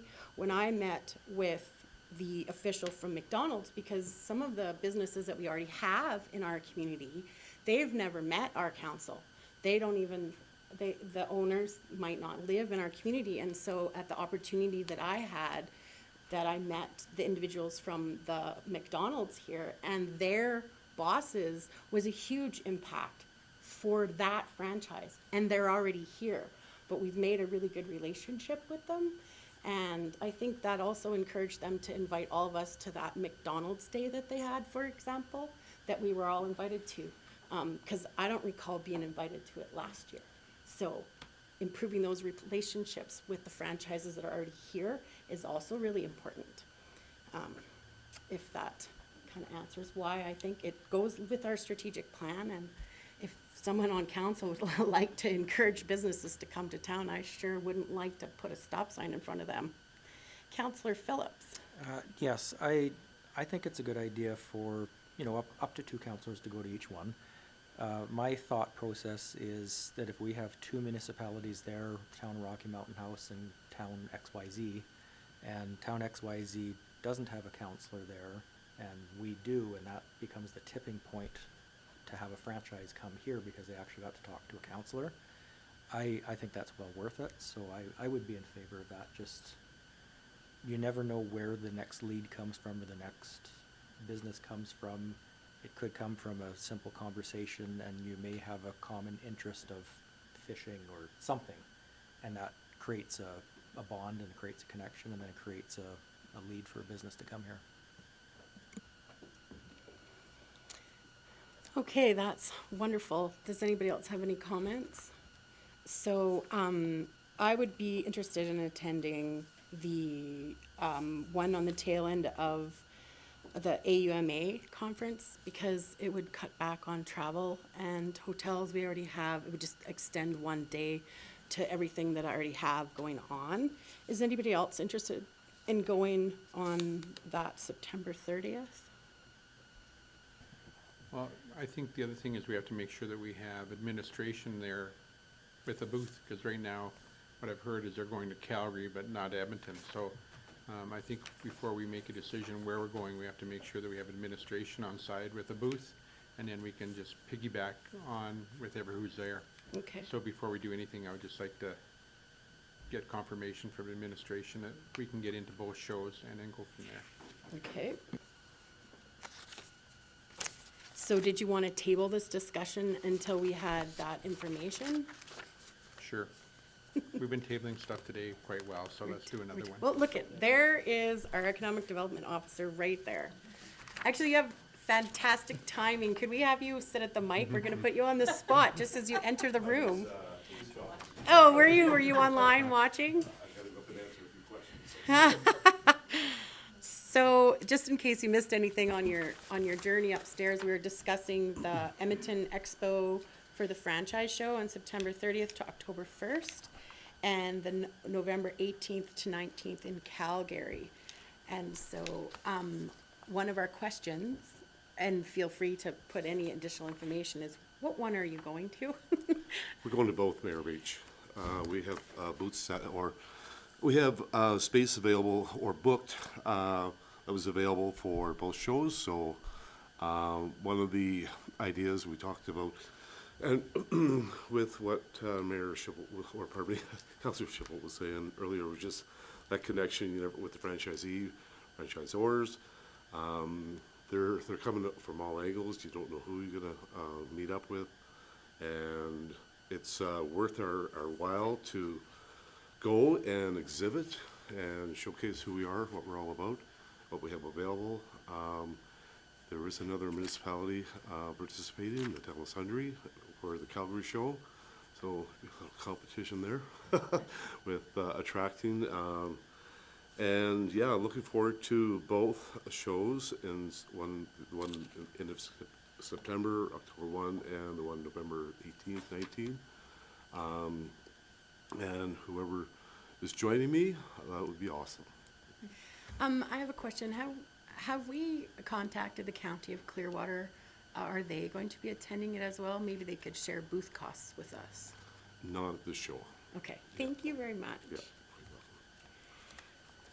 Did anybody else have any questions while we have our EDO right here? No. So handy. No questions. Just I would be available to go to the Calgary one if, I mean, there's already people that can go to the Edmonton one, so I could go to the Calgary one if needed.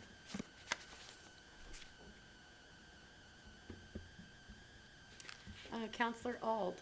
I would just say if Min is gonna be at these events, I think Jeff is the best ambassador for Rocky I've ever seen. I don't think there's a need to have multiple people there. I think one counselor would be sufficient at both dates just to save some costs. I'm fair with whatever council decides. I just, you know, one counselor just shows that we're interested in encouraging development for our community. Now, for sure, if somebody else would be interested in going and promoting, it goes from 11 till 5. You know, there's 2 days. I would only be attending the one day, so if somebody wanted to go the Sunday, or I'm not sure how Councillor Phillips would organize his weekend if he wants to do both days, and there's also that opportunity as well. Yeah, for the Calgary one, I could do one or both days, either one. Okay, so is anybody else interested in attending? Are you doing your worship both days in Edmonton then? I think I would only be able to do the first day. Would you be able to be available for the Sunday in Edmonton? 'Cause I'm you just could- thinking if somebody can spend both days there, that's probably the way to go. It's just just- we have council that following day. That's all, Yeah. like on that following Tuesday. I mean, we're at AM, and if somebody wants to stay over for one more sleep and go do this, I think that makes more sense than having a go there and then do nothing on Saturday and then go on Sunday. I think that's like a wasted day. So I would open it to the floor to see if somebody wants to go and spend both days at the show. And if they did, that we go that route. And if no one wants to, then I guess we're there only one day with you. Anybody else? Okay, so we'll make a motion that Counselor Phillips attend or I'm looking for a motion that Counselor Phillips attend the November 18th and 19th, and Mayor Beach attend the September 30th. I can double check for October 1st, it's just that we're away for 5 days, and so, and the 29th, it'll end at noon. Just randomly. So, did anybody want to make that motion? Counselor Boniface. I'll make the motion that Councillor Phillips attend the Calgary Franchise Fair on November 18th and 19th, and that Mayor Beach attend the Edmonton Franchise Fair on September 1, with the date of October 1 to be discussed in the future. Thank you very much. Any further discussion on that? Seeing none, I'll call that to a vote. All in favor of that motion? And that's carried. So, excellent, thank you very much for popping up to answer those questions for us. I was gonna actually ask one last question. Is there much of a difference, have you gone to these before? Is there much of a difference between the Edmonton and Calgary?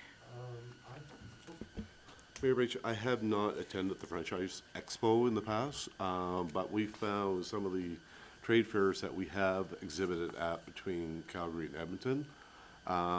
There's always been a greater turnout in the Edmonton shows that we have been involved with. So it's just one of those things you never know. Okay, no, I was just curious if they had Depends on the weather different- too. If it's a rainy Yeah. day, they're coming into the shows. Okay. Thank you very much, Quite I welcome. appreciate that. So I think that concludes the 9.2 then. We have correspondence for information. Does anybody have any questions, or did they want to highlight any of the correspondence for information as listed? Seeing none, did someone want to make a motion?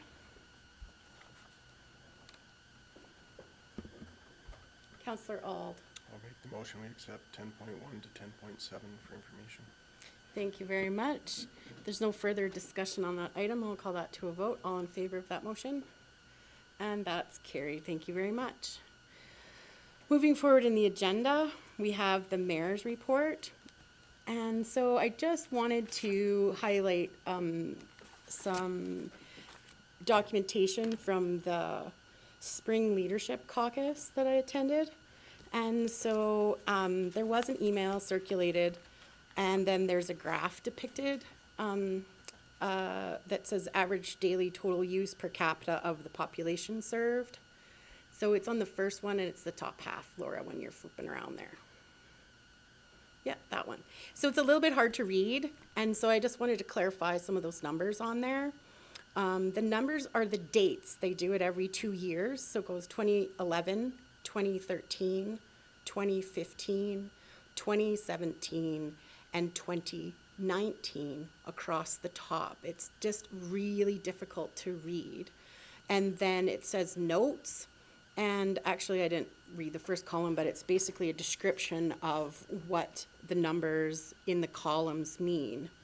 And so some of the information, I wanted to bring it to council to have a little bit of a discussion on, because when I took this leadership caucus, the fellow did a morning presentation, and I've actually emailed again asking for the presentation that he gave, because it was such a good presentation about water conservation and water usage and sort of like our duties as elected officials, and some of the information, and I'm sure everybody saw the email, but it's still, so one of the things that the Alberta municipalities wants us to be aware of and to be conscientious of is water usage. Because the town of Rocky Mountain House pulls all of their water from the North Saskatchewan River, the Alberta municipalities, we have a duty to the rest of the water users for how much water we use in our licensing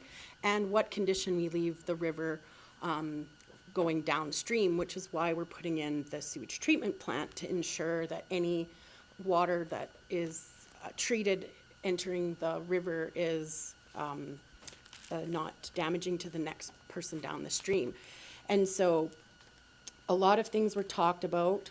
And when in the email that I sent, some of the answers are still unanswered, and I will go back over it again with Mr. Kraus so that we can have a proper discussion. But one of the items is that the town does not have any water conservation plan for our community.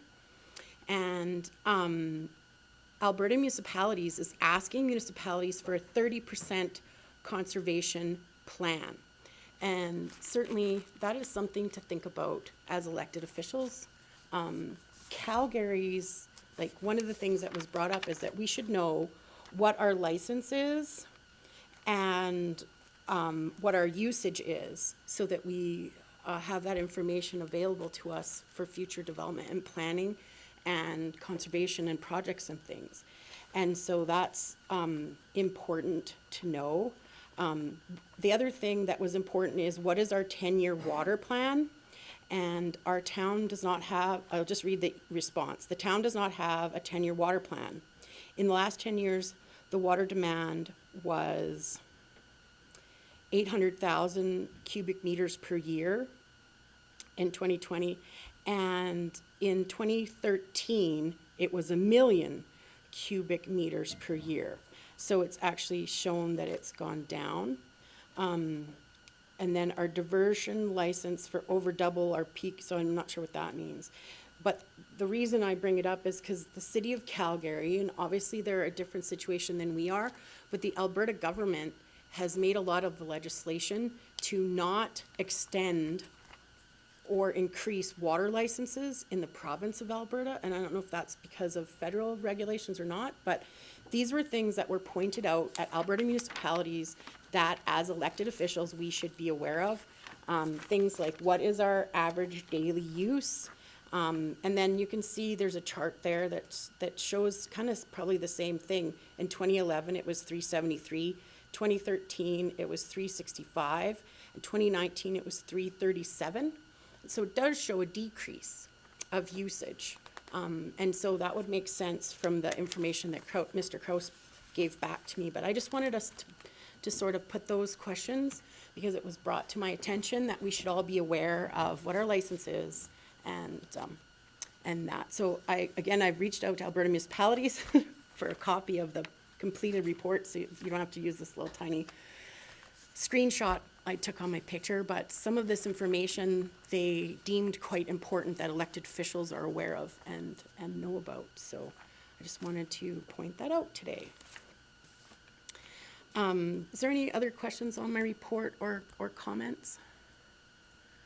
And I didn't put on our AAPG previously, but it was a fantastic event, and I think our staff did a fabulous job of coordinating and hosting that event. So the details of the agenda and such are there if you have any questions or comments. Councillor Boniface. Yeah, I'm done. I'll make a motion to accept the mayor's report as presented. Thank you very much. If there's no further questions or comments, I'll call that to a vote. All in favor of that motion? And that's carried. Thank you very much. So 11.2, Councillor Auld, did you have any comments to make? No, I did not. Councillor Boniface, did you want to make any comments? Sure. I have attended the regular meetings and did a speech at the Canada Day celebration and for the grad ceremonies. And it was interesting to do a speech. Thank you very much, Councillor Boniface. Councillor Caprero? I don't have anything, no. Thank you very much. Councillor Hutchinson? Yeah, I had a few things. The Rocky Senior Housing, Westview Lodge is having their 10th year anniversary of their grand opening. It's a year behind, or 2 years behind because of COVID. So that's taking place October 20th. I'm not sure of the details yet as to what the scope is of people being invited and that kind of thing, or if it's just, but I'll bring you details as I find out. Some of us attended a barbecue held at Reeve Lougheed's home with the town council and county council, and it was a great evening. We had some good times and some good laughs, and it was good to meet with council on a different level. The other thing I wanted to bring up, I had a meeting with, I don't know if you guys are familiar with Chris Brown with Cross Border Interviews. With which? Chris Brown with Cross Border Interviews. Cross-border. And he does podcasts with elected officials across the country. And he was doing a tour of southern Alberta. This week, he's doing a 2-week tour of Ontario, or starting from Saskatchewan, Manitoba, Ontario, going through.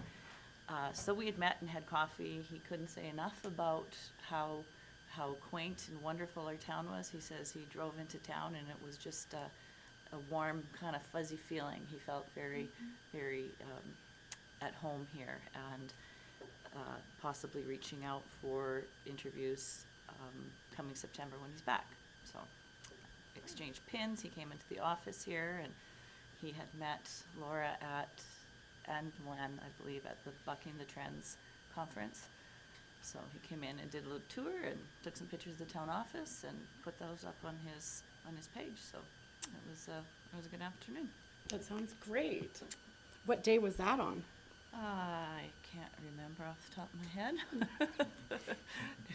Busy week. two weeks ago, I think. But and I volunteered at the Kids Carnival for Canada Day celebration, and that was a blast despite the cold weather.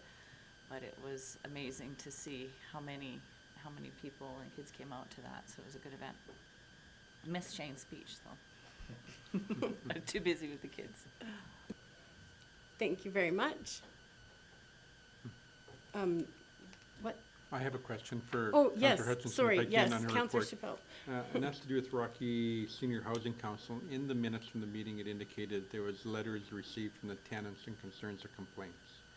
I'm not sure if that can be discussed here or not, or in camera or whatever. I'm just wondering if there's a concern about building or what's going on. It said letters, so, I mean, I cannot say much in regards to that, but the majority, it's dynamics between tenants.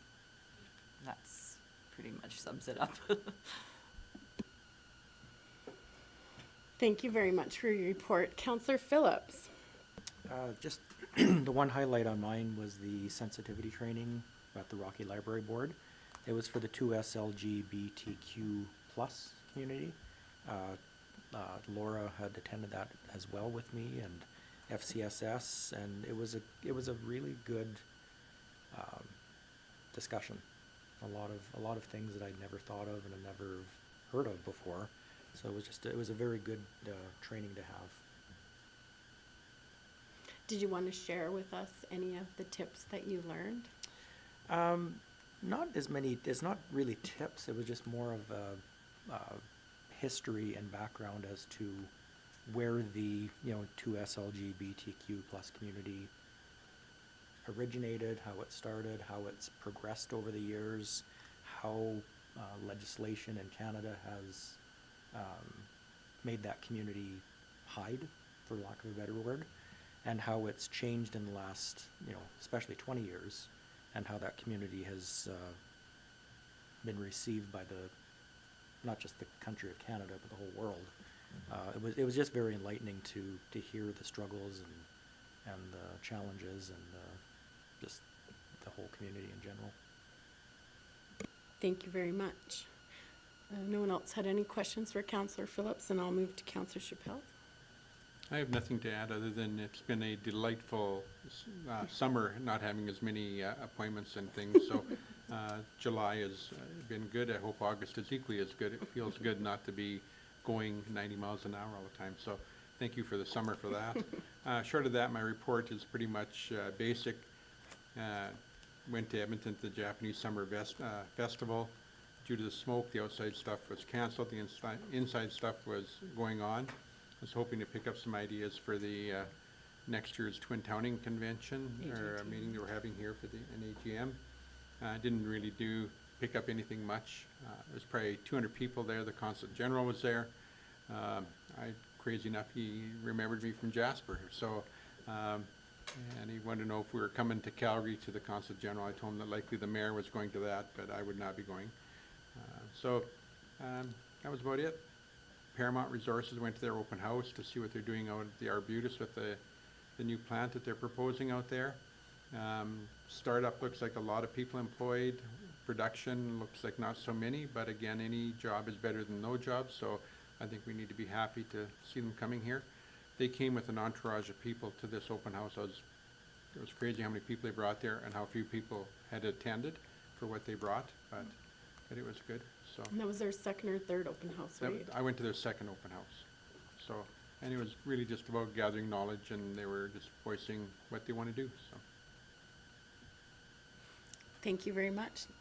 Seeing as no questions, I'll make the motion to accept the councillor reports for August 1st, 2023. And with no other discussion, I'll call that to a vote. All in favor of that motion? And that's carried. Thank you very much. So our action list, Betty will be so gentle on you today as our acting CAO. The CAO is working on all the items on this list. Excellent. So is there any questions to forward on for when our CEO gets home from holidays? Seeing none, did you want to point out anything for us? Thank you very much. No, thank you. That's fine. So I'm looking for a motion to accept the action list. Also make that motion, Your Worship. Thank you, Councillor Chappelle. And so all in favor of accepting the action list for information? And that's carried. Do we have any administrative inquiries today? Councillor Chappelle. I only have one, and I'm not sure if this is administration or not. And that's to do with trying to create some positive things in our community. We're always doing stuff. We're replacing asphalt. We're just missing photo ops, I feel, to try to get people more knowledgeable about what's going on in our community. And I think that every time we get an opportunity to do a photo op, let it be a new street or whatever the town is doing out there, people, number one, are inquisitive what we're doing, want to know what we're doing, and number two, it shows where our tax dollars are being spent. So I think in the 6 months I've been here, 8 months I've been here, I have seen really no push towards getting that happening, and I'm not sure who would be the person responsible, if it be, sorry, Laura, our communication person who would queue that up, or whomever, but I just feel that we're missing real area where we could be more positive within our community. Yeah. And so I'm thinking if it's $20,000 or less, we don't do it, but if it's something maybe more than 20,000, one of the questions keeps coming up: when is the spray park bathroom going to be built? You know, and if we had a picture there and we had a photo op saying, yeah, it's coming soon, or you know, whenever. So yeah, I'm just thinking maybe more so in the Mountaineer. I think they're looking for that kind of stuff. I just think that we're missing the ability to put some positives within our community. That's all. Thank you. And I'm not sure who would do that. So we'll leave that to Mr. Kraus to follow up on, but Yeah. We'll discuss it further next week. Thank you.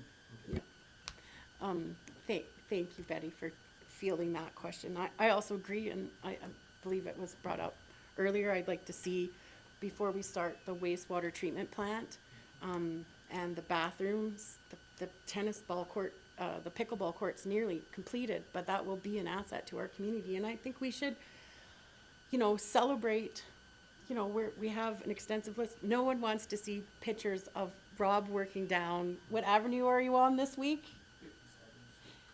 57th Street closed isn't as exciting as, you know, a wreck or a huge dollar value. I know that most of the neighbors down 57th Street close, and anybody that goes on 4A down the hill can clearly see that Rob's team is working, and that's our capital asset. So I agree. Councillor Hutchinson, did you have an administrative inquiry? No, just kind of on what Dale had just said, that I know we had discussed at one time, again, because we haven't got the staff yet, but doing a capital project, like map on our town website, so you can go to it and it shows you the pictures of, yeah. But to highlight but again, we need that 0.5 staff or whatever it is we've talked about. Yeah, so I just think that a lot of things could be done with the cell phone as long as we coordinated with the appropriate administration and council members. You know, especially if we're partnering with the county, then there's 2 staff that are available to do that. There's DJ and Laura, and they work really good in partnership. When we did the new signage at the rec center, worked really well. And they do work often if the Reeve and I are doing speeches, because we've been doing quite a few together. So there's our capital projects list from earlier. And so that, but I think there's enough said. We should move forward in that direction to celebrate our wins. I'm thinking our local newspaper could do that for us. I Yeah. mean, great that we're on here, but a lot of people don't even, it's sort of out of sight, out of mind. Yeah, If you flip a page and see something, you go like, oh, wow. yeah. Is there any other administrative inquiries? Are there any notices of motion? Seeing none. So I'm gonna have a 10-minute recess before we move into closed session.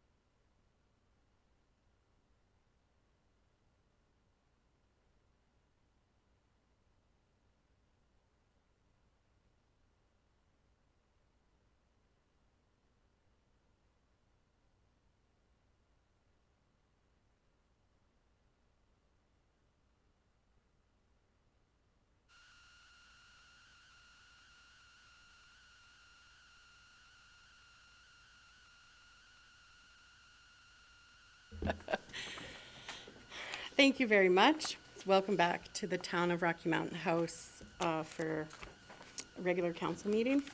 We need to go, I'm looking for we have some closed session items, so I'm looking for a motion to move us into closed session. Also make that motion. Thank you, Motion, your Coun- worship.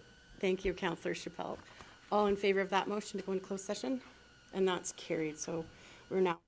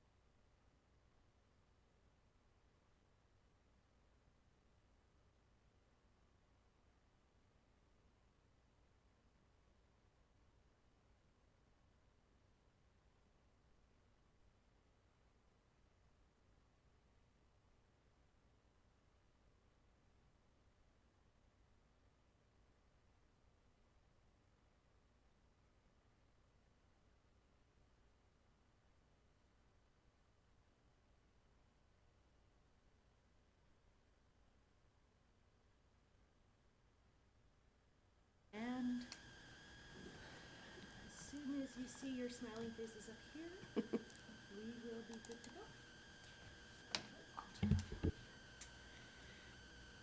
Thank you very much. We've come out of closed session and we have one resolution. Counselor Phillips. Yes, I'd like to make a motion to accept the CAO evaluation and to have it be presented to the CAO. Thank you very much. All in favor of that motion? And that's carried. That concludes our business today, so I'll now adjourn the meeting. Meeting adjourned.